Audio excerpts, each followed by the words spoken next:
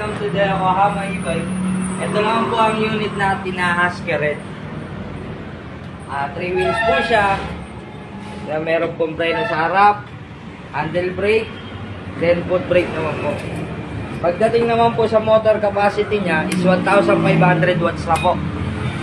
Same po sa controller, meron na rin pong mini fan, wiper, side mirror. Malalaki po yung side mirror niya, ma'am. Kaya kitang-kita nyo po yung buong tao sa likod.